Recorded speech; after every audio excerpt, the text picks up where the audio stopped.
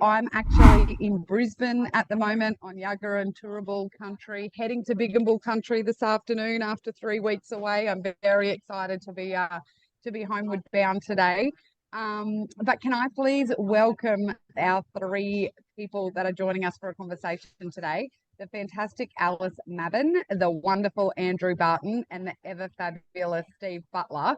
And our conversation today is part of some work that we've been doing around really, I guess, going back to some of the core conversations that we end up having with not just startups, but all businesses at all levels, SMEs, not-for-profit, social enterprises, this piece around how do we really get clarity around what we're doing and who we are talking about, how we're really looking at our stories and how we can really make sure that they're having the impact that we want.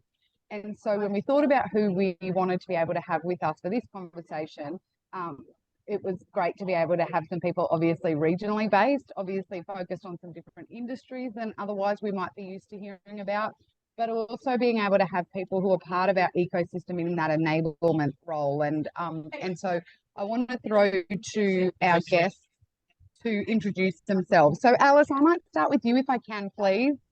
We're not at all distracted by the photos in the background, but we'd Would you like me to stop it? Oh, I love them. I reckon roll with it. But can I tell you, Alice, to introduce yourself, who you are, what you do, and give people who are here now and joining, but also watching the recording, a bit of background about you, please. Yeah, sure. Thanks, Julia. And thank you so much for having me on this webinar today. So my name's Alice Mabin. I'm based regionally just west of Toowoomba. You will pick up a Kiwi accent. Don't hold that against me. I've been here for nearly 20 years. Still not a citizen, but that's another story. I have a creative business. I'm an author of 5 books about the ag industry. So you've got the Drover, the Driver, the Grower series, and the Winding Road.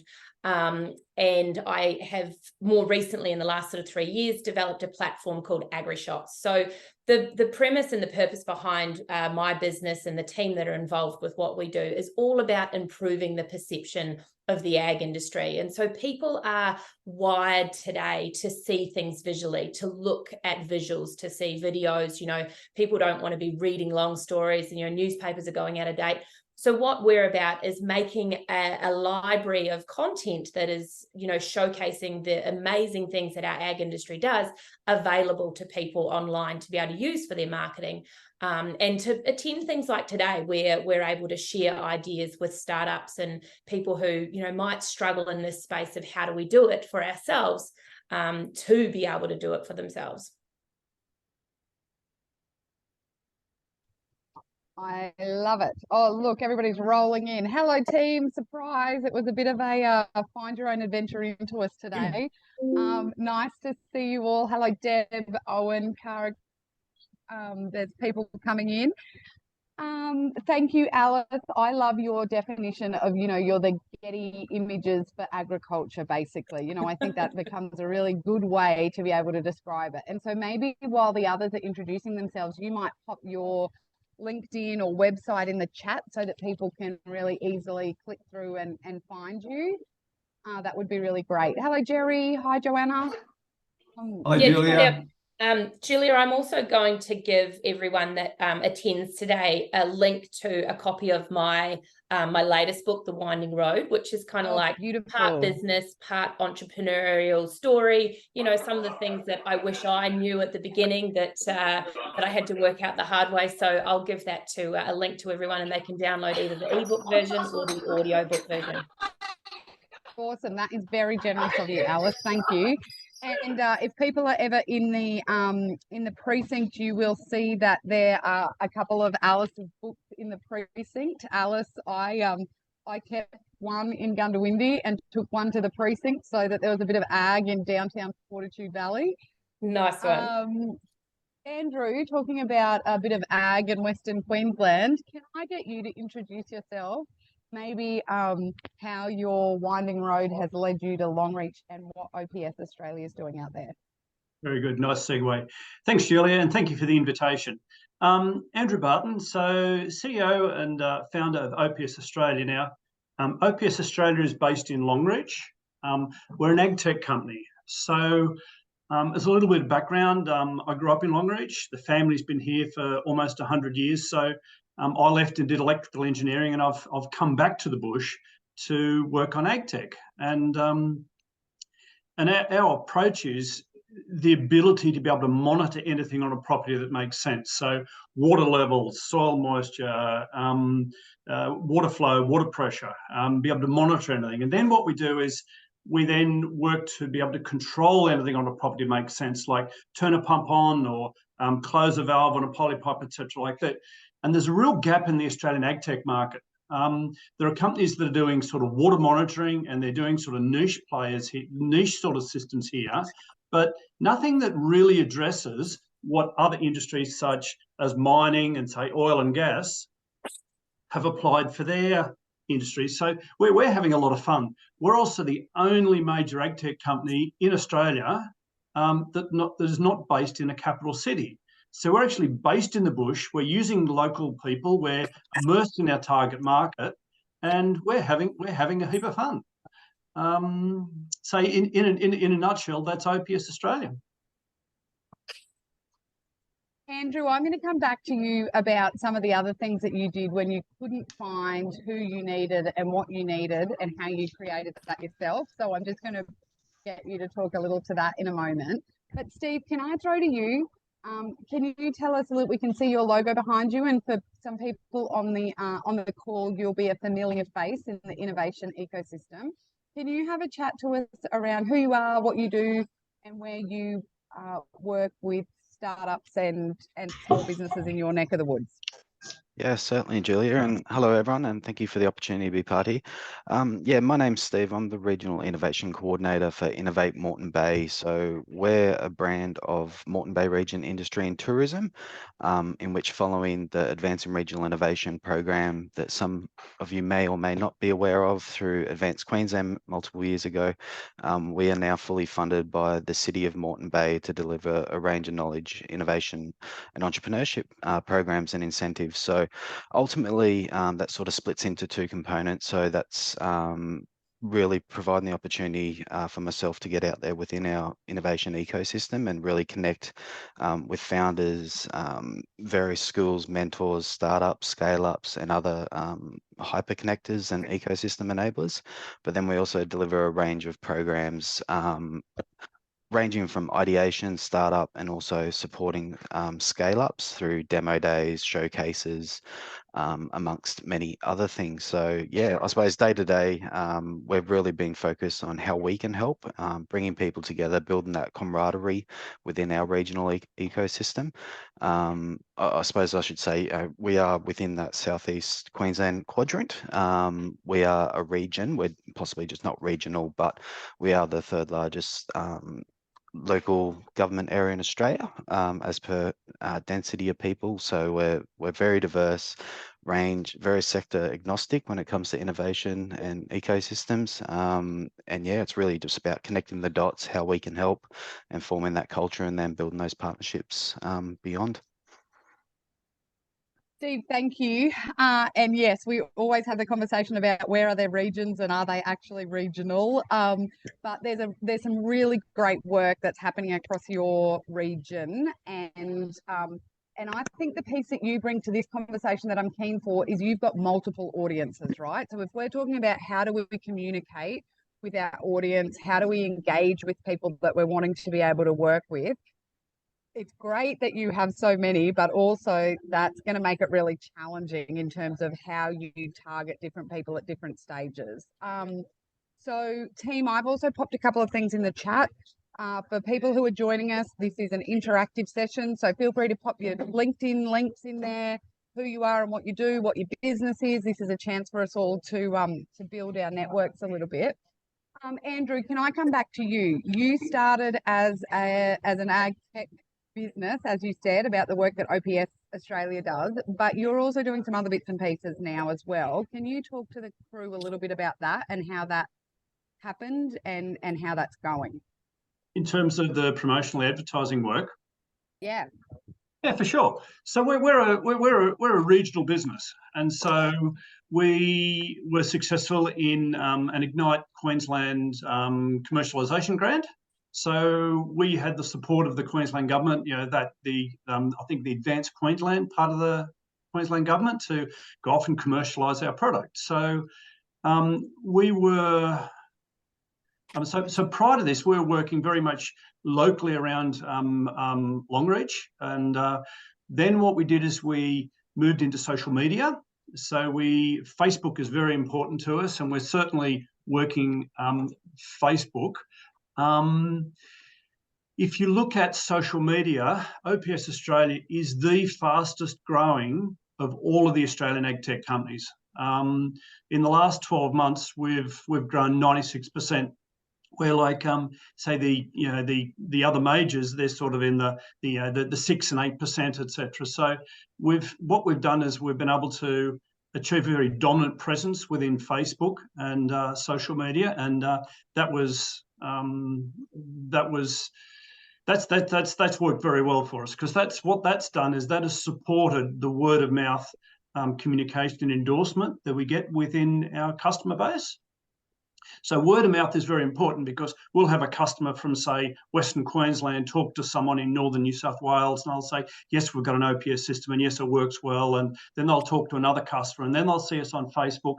And by connecting all of those, I guess, endorsements together, that's how we're selling systems. So then what we did is we then moved into producing radio ads. So what we did is we looked at getting these produced elsewhere, and then we decided to do it ourselves. So we use local people for the voices. We record it all ourselves, we produce it ourselves, and we do all our radio advertising. And so what we can do is we've been doing things like, for a local show, we put a radio ad together, and which has promoted a local event, but we've produced it all ourselves. And it's really not a hurdle for us. Then what we wanted to do is, one of our objectives then was to establish our brand down the east coast of Australia. So Queensland, New South Wales, South Australia, Victoria. And we wanted to use TV advertising. So as a regional business, we went to coastal advertising companies to say, hey, we'd like a TV ad. And so they said, yep, we can do that. And they're going to charge us an exorbitant amount of money, and they're going to, I don't know, provide a very canned product. So we sort of sat back and said, this is not us. This is not what we're about. So we had this bold decision of actually producing our own TV ads. So very much, again, it was a local thing. So it's like your TV ads are voiced by local people. The music was done by the son of the local dentist. It was produced locally. We did everything technically to produce our TV ads together. And then when we had all of that, we still needed to get a classification for our TV ads. So what we then needed to do, we're in a bit of a stymie, because any ad that goes onto TV needs a classification. And the major advertising agencies were saying, well, we haven't produced the ads, so we can't run the classification. So what we did is, once again, we sat back and then we decided to back ourselves. So OPS Australia then went through the whole process of becoming an advertising agency. So we went through that whole process, and now what we do is, once we've done TV ads, we actually can submit them ourselves for certification, for classification, and after that goes straight through to the TV station. And so once again, it's just another hurdle that we've overcome. And so right now, we're very comfortable in putting TV ads together. We had a local event, Grow WQ event, a few months ago, and Julia was the MC, and we just put a TV ad together for that event. And it was I don't think any other, it was quite unusual, I think, for a rural company to put a TV ad together for a rural event, but we did it, and it's not a hurdle, and it's very much a powerful tool in our toolbox now. And I also think it's, oh, sorry, Andrew, you go. I was just going to say, we've just put a couple of the ads up on the main page of our website. Great. Do you want to pop your website in the chat so everybody can follow it? I think it's a really good example where, you know, if we don't have what we need, we can look at how we can do that, and particularly really to keep things local and relevant to you. Alice, I want to bounce to you. So if we're talking about how do we engage and communicate with our audience, you're really doing that at scale. How do you manage to do the balance between you know, for businesses on this call, for startups on this call who are trying to talk to lots of people but feel like they're only talking to one person, if that makes sense, can you share a little bit around how you kind of do that at scale so that people still feel that you're talking to them? Yeah, absolutely. And I think it's possible for me to take myself back to that startup phase, because you know what, once upon a time I was there too, and you thought, oh, how am I going to grow a Facebook following? How am I going to grow an Instagram following? How am I going to do these things? And you've got to start somewhere. So every day that you don't start is another day further away from getting that to grow that following slowly. And the more real you can be, the more organic that growth will happen, and you'll actually attract, you know, people that are really aligned with what you're passionate about and what you're offering out there in the marketplace.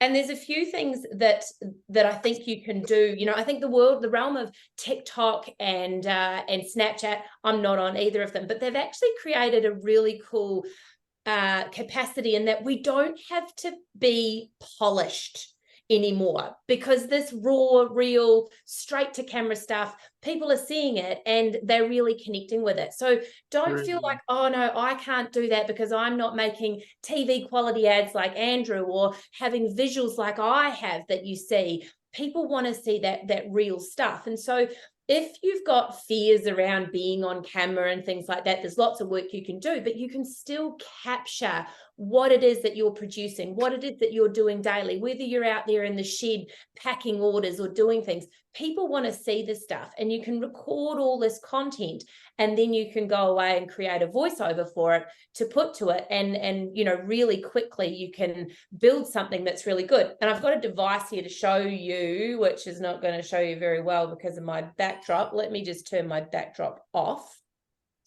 so that you can see it. Let's go none. Right. This here is an Osmo. This will cost you $240 at JB Hi-Fi. You put your phone on it and you can record all your videos on your own. So for $240, it'll balance everything. It'll do everything for it. Something like this will get you a long way to creating that content that people will connect with, that gives that visual impression, that shows what you're doing. And it's just about learning a few techniques of how to utilize it, how to capture something really well using your rule of thirds. And all of a sudden, you can look like a professional too. So it's an awesome piece of equipment. You've then got, you know, businesses like, you know, sometimes what's the classic line? There's a really good one. You know, we should engage in the things that we're good at, and we should find people who are good at the other bits that we're not good at. And I don't think I said that very well, but you know what I'm putting down there. There's platforms like Fiverr, like Upwork, like Airtasker, they all have professionals on them who are very good at, you know, say putting videos together, video editing, design, all of those types of things, that you can actually go and source someone anywhere in the world or anywhere in Australia, if it's just Airtasker, to find people who can actually do those tasks for you, to mean that you can focus on, you know, the business stuff, and others can do those creatives. So there's lots of stuff out there. And again, so when I was in your shoes and in your space in the startup phase of it, for me, it was like, well, I don't know how, so I just can't do it. And it would literally stop me in my tracks because I didn't know how to do it, you know? Agreed. Alice, you had a question. And so, Julia, just to reiterate what Alison said there, if you can keep your content real and grounded, it doesn't matter if you've got dust on your boots or, you know, it's not, but it has an authenticity which really resonates with Queenslanders and particularly rural people, very much so. That's right. Thanks, Andrew.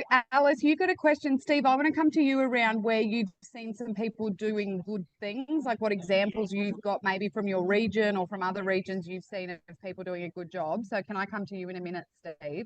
Alice, you've had a question around what you meant around the thirds in a photo, if you could just elaborate on that a little bit.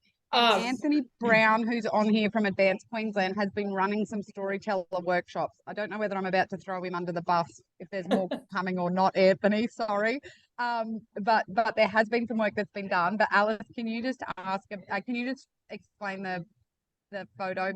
Yeah, sure. So if you look at your own computer screen that you're sitting at right now, and you draw a line that creates a vertical line that creates the computer screen into thirds vertically, and then you drew a line that two lines horizontally that creates a rule of thirds, horizontally for it, you come up with a grid that's 9 boxes on your screen. So 9 boxes on your phone and your camera and everything. And actually in all of your camera settings, you can actually go and turn that rule of thirds on, whether you're Android or iPhone, you can turn that on and it'll show you those rules of thirds on your screen. And so the idea about creating artistic content that draws people's eyes in and does what we want it to do is filling the frame with your subject, or putting them on one of those lines of thirds. So you can actually kind of see in the picture that's my backdrop, it's not quite right because I've got it tilted differently, but the horizon, the skyline is pretty much one of the thirds there, and the bulk of what I'm shooting in that shot is filled with the frame in the other 2/3.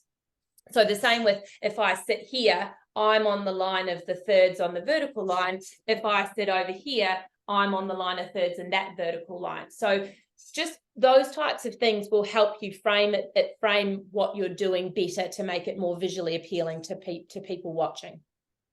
I hope that answers your question.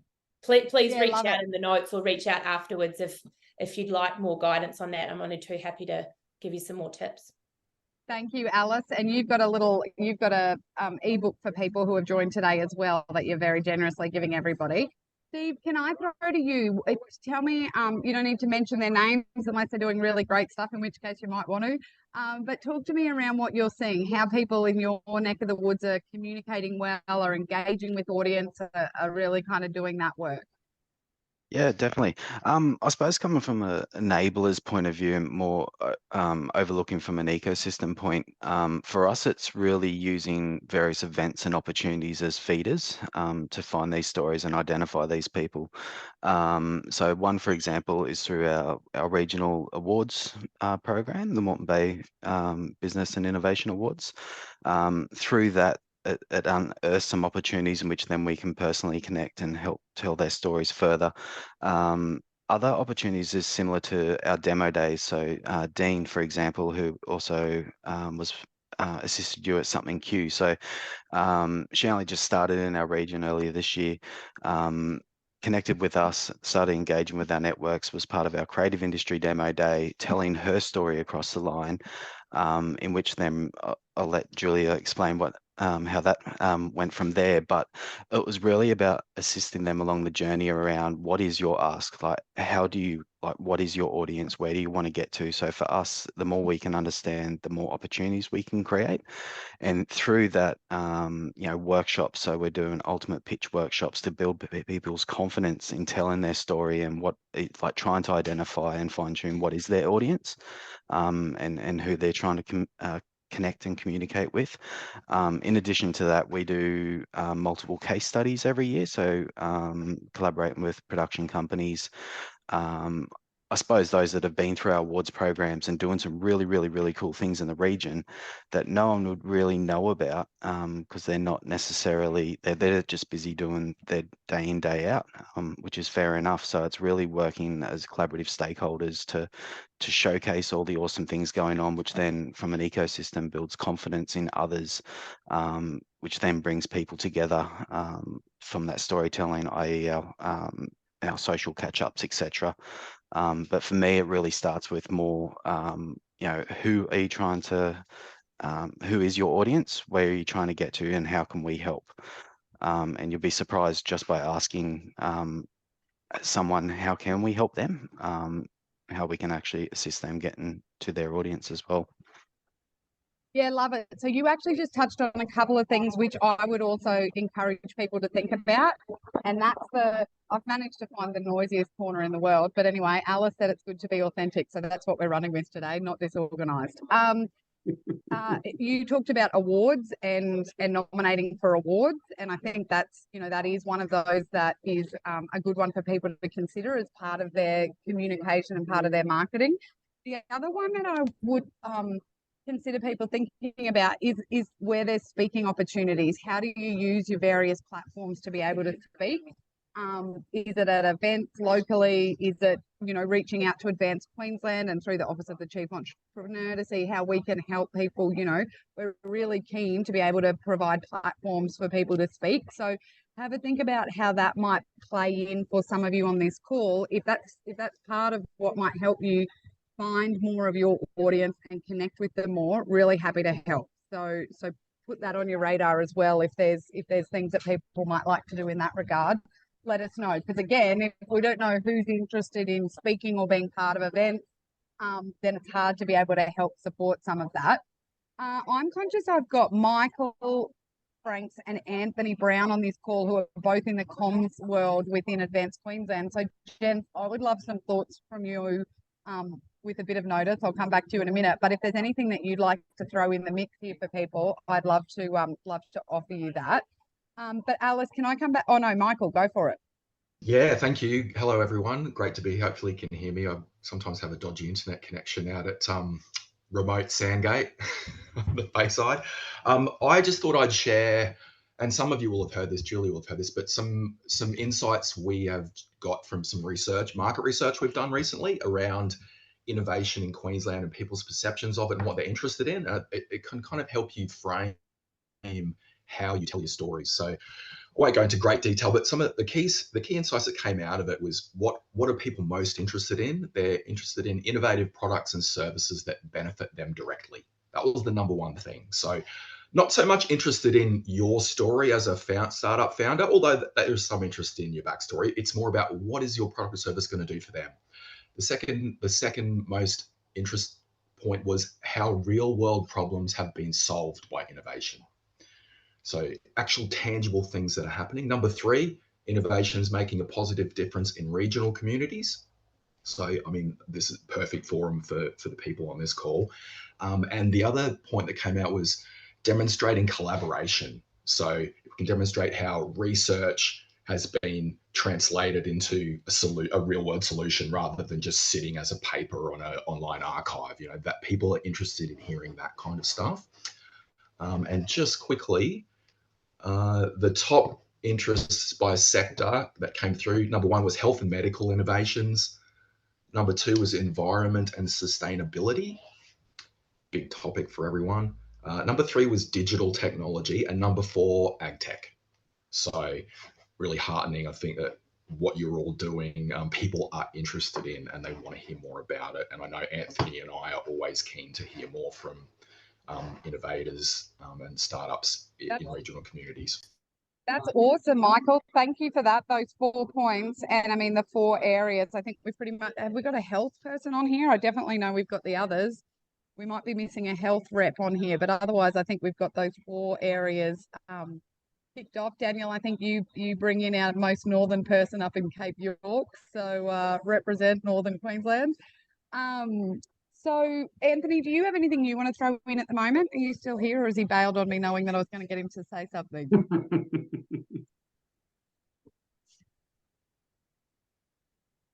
You can't find the off mute button. We'll see if he comes back to me. Alice, have you got thoughts or comments on what you've just heard Michael say? I think it's absolutely in line with it. And I think, one of the things that we need to always consider when we're talking about our communication and our marketing and how we tell those stories is, what is the point of difference that you have? I mean, there can be someone out there that cleans cars, for example, and they've got a car wash business. What makes you different from every other car wash business out there? What is the value proposition that you bring to people? What do you have over and above that adds value to someone else? And I think that's a great way of sort of intertwining your story and how you got there into you know, what you have to offer someone. And it was actually interesting the other day, you know, that old story that shows that they show up on ads all the time on social media. You know, I started my business in my parents' garage. And now I'm based in New York, and I'm doing this and I'm doing that. And I actually was talking to a bloke the other day who kind of had that same story. And in fact, I had that in my own garage, and I still operate out of my own garage. And that works for me because of, you know, how I am able to distribute things. You know, through COVID, I had to scale back and get rid of all my distribution centers because it just costs too much money. But this particular guy has grown so fast that he hasn't, you know, been able to keep up with that. And when he's really stopped and looked at those costs, he's gone, you know what, the whole story of working out of your garage and doing that, it's okay. You know, we don't have to go with the, you know, and it's the same with the speaking thing, right? Like, I know some of you, I saw some facials when Julia said, you know, get out there and speak at events, and they go, oh no, I'm no Tony Robbins, I can't do that. You know, no one knows your story or what you're an expert in or what you're passionate about and what you're going to talk about. So, you know, when you get up on stage and you go, yeah, I've got this rehearsed and practiced, and then you stuff it up, no one else knows that but you know, and we become our own worst enemies because we crucify ourselves for all these things. So there's so much perception out there about, I have to look the grandest and I have to be this and I have to be that, when the more authentic we are and the more real we are and the more we, you know, throw ourselves into that, the better it will be for us. And the more we can connect that with how that impacts others, the better. Something else that I think is really important too is getting testimonials from customers and sharing their experience with using your service or your product, you know, because that's going to gain a lot of credibility for you, and people are going to build a lot more trust. You know, we see a lot of fake stuff out there. I don't know if any of you guys are aware, but you can actually pay money to have Amazon bestseller as a badge when you launch a book these days. Like, it's a really sad state of affairs. So but it's becoming really obvious. So the more that you can get that customer feedback from people and make sure you're sharing it, and like, we've got to push our own wheelbarrows, because if we don't push them, someone else is just going to put rocks in them. Oh, I like that. That's a good analogy. Steve, you end up with the role helping people overcome this imposter syndrome, which is a little what Alice was just starting to talk to. Yeah. Can you talk about, you know, some of those conversations, how you help people through that? And then Andrew, I'm keen to ask you the same question. Sure. Yeah, definitely. To be honest, I like to meet face to face. You can't beat the good old face to face. And then really dive into the question. So find out more about them, and try and unpack their journey, and you sort of get a sense over time. You know, if they don't, how would you say it? I suppose one of the special powers I see myself having is I can connect with people quite well, share my own story and back in the day, and ask the questions that aren't typically asked. And then once you start opening up and be just transparent and keep coming back to that, be authentic and be yourself, it's amazing how they will open up and then start being involved, or, you know, they feel that they don't belong to this network or the whole entrepreneurship title or founder title, etc. So it's really just being able to have the ability to connect them with others and other like-minded people that have been there, done that, and bring them part of the tribe. And also, if they're struggling with anything, make sure that we can assist them wherever possible to get through, and then also create opportunities for them as well. Because at the end of the day, even though you might not feel that you've got anything to give or to add value, 100% everyone does. Sometimes they just need to think about it a little more, and then have the opportunity to share their experience, which then can impact others. Love it, Steve. Andrew, what about from your perspective? I think just coming back to stories, I think stories are a very powerful way of sharing information. So what we do is we deliberately share stories with people in a way that can be retold over and over again. And if you can get your story retold by stakeholders and customers and other people, what they do is they add their authenticity into the story. So if you tell a story about what you're doing, it makes sense, it's easier for them to remember. You're actually getting some powerful you're actually getting some powerful communications happening, and it's not directly coming from yourself because it's being retold. On the imposter syndrome, I tell you what, we really felt this by starting up an ag tech company in a rural town. Yeah, we're the only major ag tech company in Australia that's not based in a capital city. If you line up all of the Australian ag tech companies, more people search for OPS Australia than any other Australian ag tech company. So we're sort of punching in there, and we're based in Western Queensland. So when we started, a lot of people were sort of seeing us as something that's interesting, but then we've survived, and then we've continued on, and through stories and sort of working with people to understand that what we're doing is possible, and it is becoming real, and it is growing, and it is becoming substantive. It was a real journey, because right from day one, we just didn't have that. We didn't have that. People didn't believe that we were going to head to that sort of direction. We were going to follow that journey. But now we have, and we've got the track record behind us. We're in a different position. But that imposter syndrome, particularly being a startup in, say, rural Queensland, is very real, and it's something you need to work with. Yeah, Andrew, I might add to that, in you know, as an entrepreneurial thing, you know, when we are so financially and emotionally invested in what we're doing, failure is not really an option. We will find a way. We will do whatever we 100%. can to find a way to make that work. And, you know, when someone gives you a no, like, because when I was launching my books, all my books are self-published, self-distributed, you know, we've created distribution centers. No one wanted to support me. No one wanted to have anything to do with my books. And I'd had that many no's with it. I ended up giving the first 1,000 away because I really thought I'd, you know, made the world's biggest mistake. And then eventually the phone started ringing, and I got more orders than I could deal with. And I had to sell my car to pay to print more books. So I'm carless, homeless, bookless, moneyless, restless, but I was never hopeless, because I knew that what I'd created was something that people would really want. And, you know, then it just boomed from there and was amazing.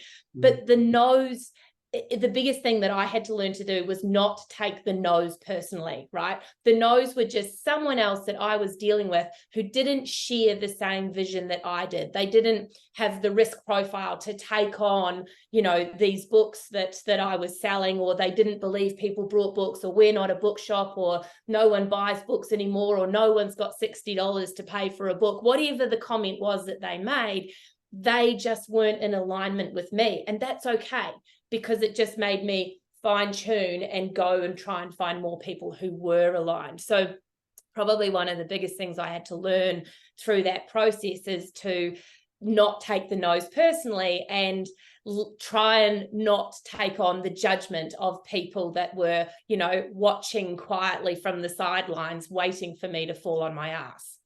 100%. It's that quote about the man in the arena, right? You know, we're happy to take feedback from people who are also having a crack. I'm conscious of time, and I want to throw open if people have got questions. If anybody's got a question they want to ask Alice, Steve, or Andrew. I also want to flag some of our ecosystem enablers we've got on the call, in terms of those people that are really great to be connected to. So we've got Matthew Doyle here from Rocky. We've got Deb Jopich from out at Roma. Kara's with one of the drought hubs. Who have I missed? We've got industry with Jed. Byron is part of the Chief Entrepreneurs team. And as we mentioned, Anthony and Michael are both with Advanced Queensland. Have I missed others? I think everybody else is. Dawn Cranny is part of the regional team for Advanced Queensland. So I just am calling a few people out who have popped some information in chat. Or who are really good contacts to have. We've got Dan with the NRM group up in Cape York. And then we've got some other business people on the line. So I just want to call out a few of those people that are really have a role in connecting people across the ecosystem. Who's got a question? Anybody got a question?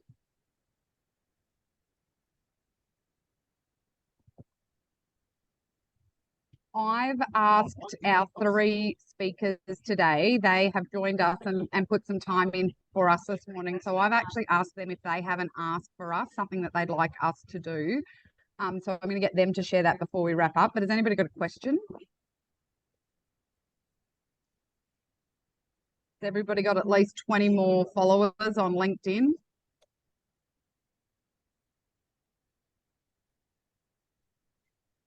Sean's got a question in there about being able to speak to camera. Julie, I think if just a comment here, I think one of the things is once you start these sort of projects, particularly in rural Queensland, you can feel very, singular and alone. But once you actually start building up a network of people that are doing stuff for you, that are working with you, that are buying stuff from you, they might just be another sort of stakeholder in rural Queensland, but the power of the network is tremendous, and it's something. It's just something we should actively, seek other people in our networks for what we're doing, particularly in Queensland and rural Queensland. It's such a powerful thing. So, yep, I'm always looking for people. We're recently at Westech.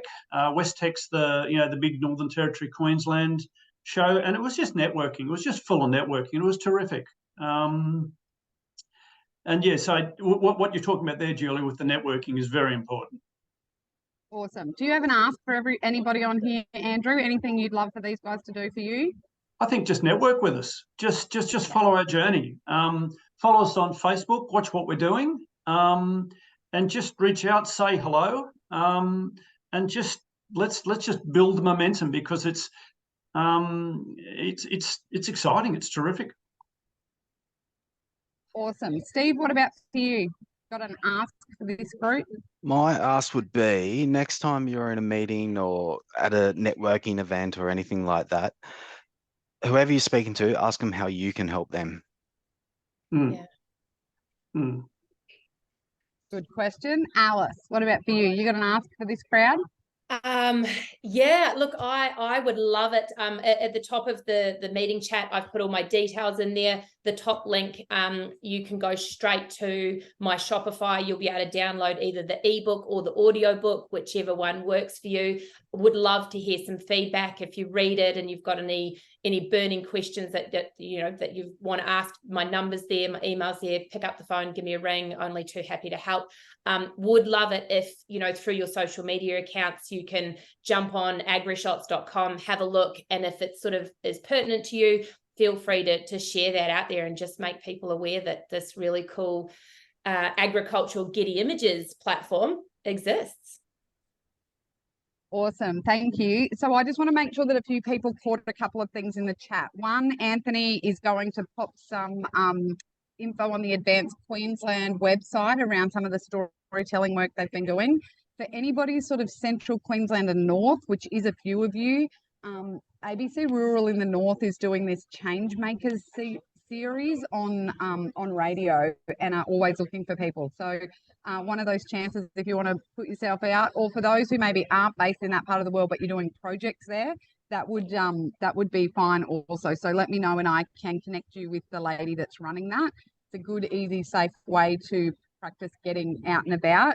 And if you don't want to be the person to plug yourself, let me know. I will shamelessly plug all of you at any opportunity. So my ask is, we can only continue to kind of advocate and cheerlead for businesses if we know what you're looking for and how we can help. So as always, reach out through the office between the Chief Entrepreneur team and the broader Advanced Queensland team. There's heaps of people who would be really great and would want to support you. Alice. Yeah, just adding on that, I think it's important for everyone that has got value out of the session today is to make sure that you share that for the regional Connect to encourage others to jump on board to these calls in future, because that's what helps support keeping Julia's role going and making it valuable to the state. Julia, Jerry Roberts. I have a question. Hello, Jerry. How are you? Good. Who's your question for? It's for Steve. Steve, I understand what you were talking about in terms of Moreton Bay and Innovate Moreton Bay. But in terms of scale, I was thinking about how might we apply something such as you're providing in a regional setting like Longreach and the Seven Shires of the Rapid region. The reason I'm asking is that myself and Rachel Webster are working on a regional drought resilience plan. And part of what you've talked about is part of what we thought about in terms of how to apply a particular theme. But we wouldn't have the scale. Any suggestions for how we might, I guess, up the scale of how we could provide your type of services in this region? Yeah, look, first thing that comes to mind, it's also, in as much as I'll get the opportunity to do what I do through Innovate Moreton Bay, it's also we've got a very collaborative stakeholder involvement and partnerships and connections within the region. So everyone does have a role to play within doing it. So hypothetically, if I'm wanting to connect someone to get to that next level or it's having those relationships and those trusted contacts that you can then assist them with. And it really comes down to, ultimately, at the end of the day, is building that camaraderie and that being a trusted advocate and a trusted resource for the region to connect with.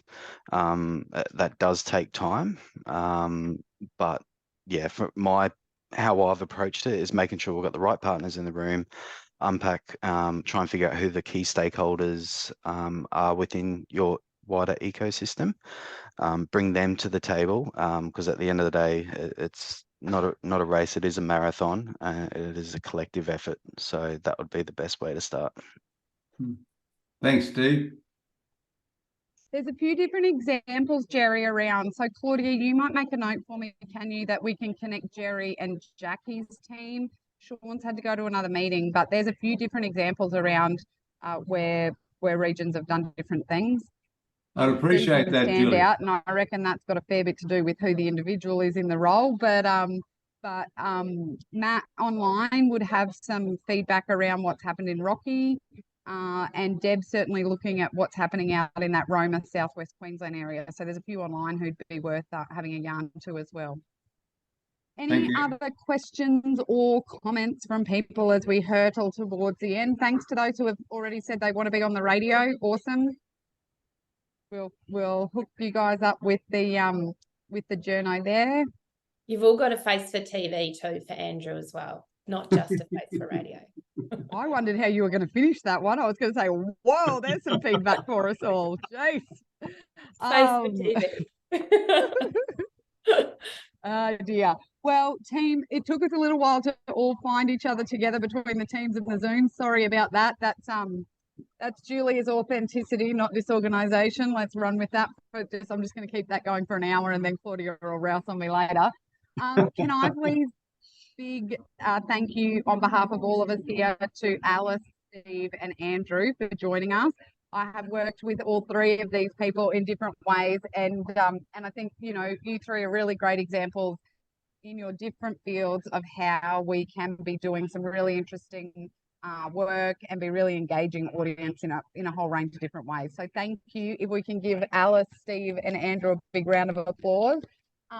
Thank you to those who have shared your contact details. There'll be lots of ability to follow up there.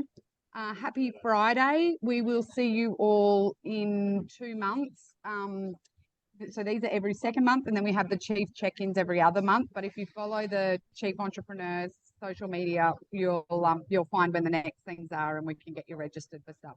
As Julia, always, is it worth having a WhatsApp group or a Facebook group that, those that are, really actively following the journey and, wanting to grow in these phases there, that, people that you're getting to speak at can continue to be of help through that journey for them? Yeah, so there's a community of practice that Advanced Queensland has through the regional team. So Claudia, you might end up with a couple of jobs out of this. Sorry, if you can maybe hook this group up with Jackie. But there's also a Facebook page which is not run by the Office of the Chief Entrepreneur, but it is Queensland Startups, I think it's called.